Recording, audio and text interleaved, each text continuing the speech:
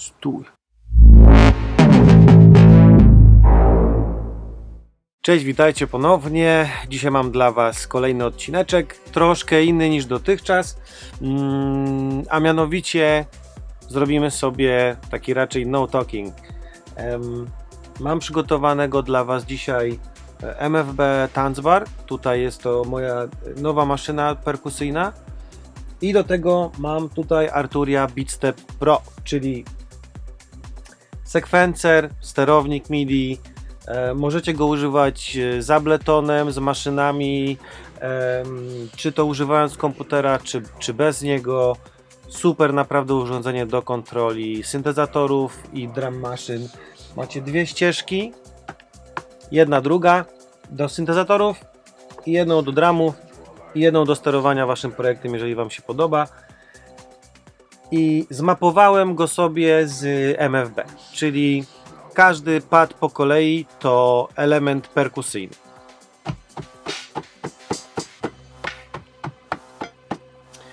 I każdy z tych elementów mogę sobie sterować tutaj na maszynie bezpośrednio, czyli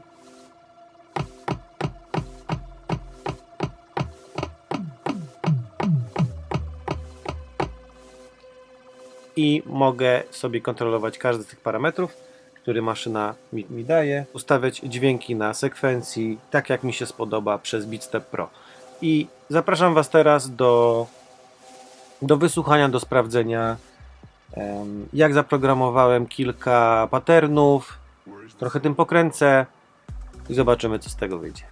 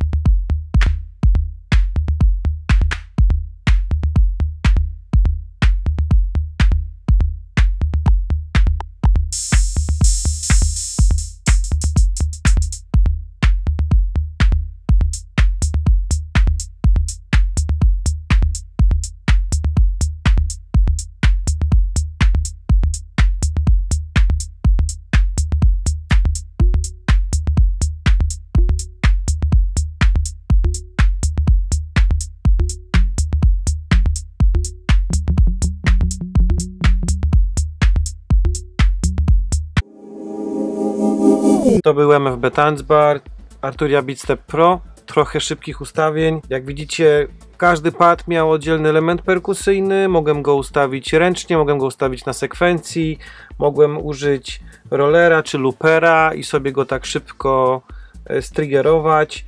Te pokrętła, którymi kręciłem, to były po kolei swing, randomness i probability, czyli tym pierwszym troszkę rozbijacie ten bit, żeby nie był taki jak na zasadzie skwantyzowany do siatki, a randomness i probability, i randomizacja i prawdopodobieństwo, i wtedy ten kontroler sam randomowo dodaje nuty. W przypadku syntezatorów mielibyście do melodii jakieś dodatki, pojedyncze strzały, a w przypadku perkusji czy drum maszyny macie właśnie przypadkowe pady, talerze, czegoś innego i za to lubię tą maszynę, bo nadaje trochę takiego flow, którego ja sam nie zaprogramuję, a maszyna pomoże mi troszkę to nadrobić i nada temu tej pętli drumowej trochę takiego, wiecie, flow. Arturia działa nie tylko z tą maszyną, prawdopodobnie ze wszystkimi drum maszynami, które istnieją. Polecam serdecznie.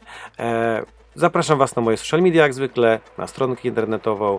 Subskrybujcie, kliknijcie dzwoneczek. Do zobaczenia w kolejnym odcinku. Cześć.